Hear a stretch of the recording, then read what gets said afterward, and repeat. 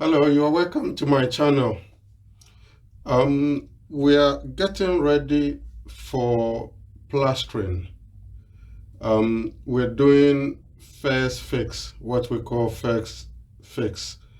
Um, and please pay attention to my channel from now on, because we are getting to a stage of a building which is very, very tricky, which is very difficult.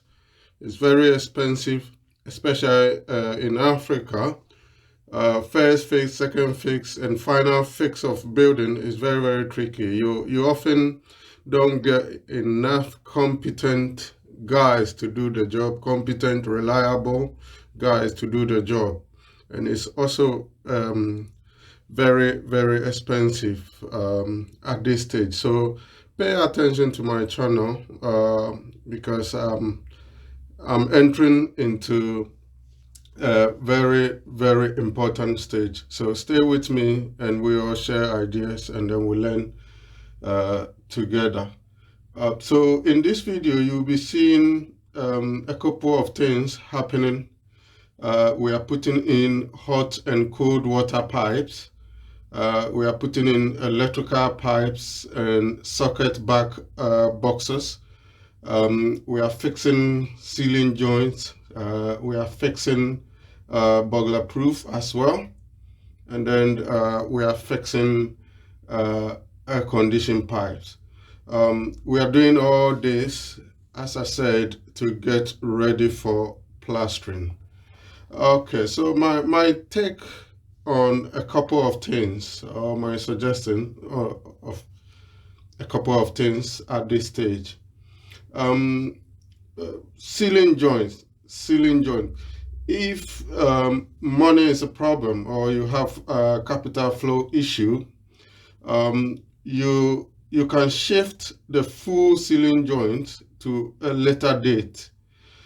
You can just fix only the four corners, the timbers at the four corners in each room, and then you defer the full ceiling joint to a later date.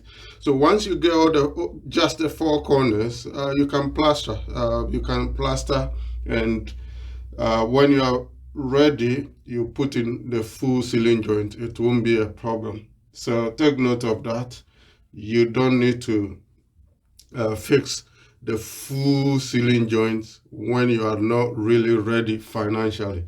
Just get your carpenter to do just the four corners of each room, and then you are ready to go. Okay. I personally don't like chisel and hammer work. It makes too much noise and it creates too much vibration, and then you don't get holes, the sizes of holes exactly how you want it. So you can use power tools such as angle grinder and hammer drill to make the holes, and then you get it exactly how you want it, and it will be neat, and you don't need to hit the building with hammer and making noise and creating vibration all around. I don't really like it. I don't recommend it. It's not the best. So, but one thing you should note here is, if you don't have power on your site, a contractor will charge you for generator so as to be able to get power, to be able to use power tools like the angle grinder and the breaker I mentioned. So take note of that. Burglar proof get a lot of negative comment from non-Africans. Our house often compared to prison. Ignore it and fix it, at least not until security improves. in our part of the world. I personally will fix ground floor and the first floor as well. Don't take chances.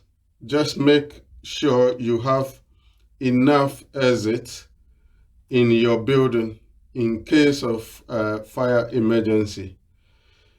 If it is story building, at least 2 balconies upstairs will give you 2 exit points beside the stairs, you know.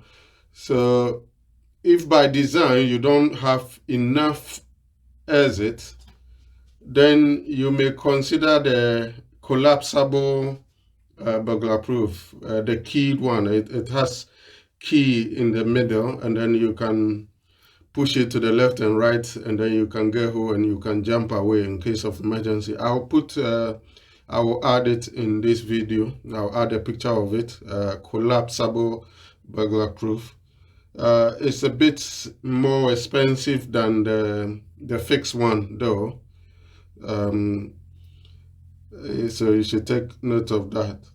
And it is best to fix the burglar proof before you plaster. But if you are not able to fix it, just insist on the contractor, as I said before, to use powered tools when you fix it later to reduce damages to the plaster you have already done.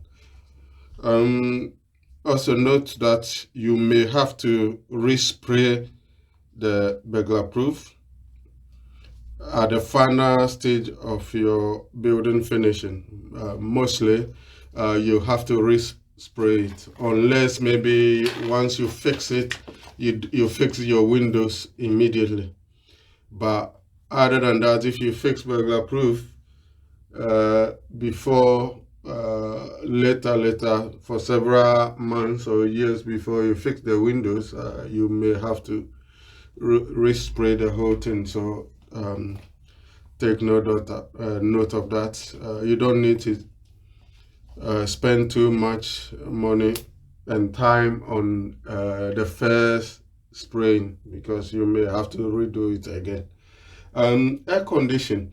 It is best to get your air conditioning pipes in before plastering. If for some reason you fix it after plastering, then insist on the contractor using angle grinders and the breakers as well, as I always say. So he cut the hose exactly to the depth and the width required. Also, with air conditioning, I would say make sure your contractor get the condenser unit as close as possible to the target room. This will help to avoid joining pipes of the air conditioning.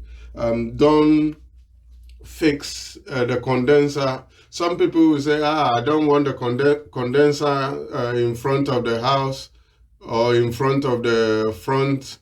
It won't look nice, so I want it at the corner somewhere, and then they will put it far, and then they will be running the pipe all the way to the target room. Avoid that. It's not the best. You may have to join the pipes with these pipes. If you get leakages, in the future, it will cause you a lot of problems. So it's better air conditioning, you don't join pipes, straight as close as possible to the target room, and then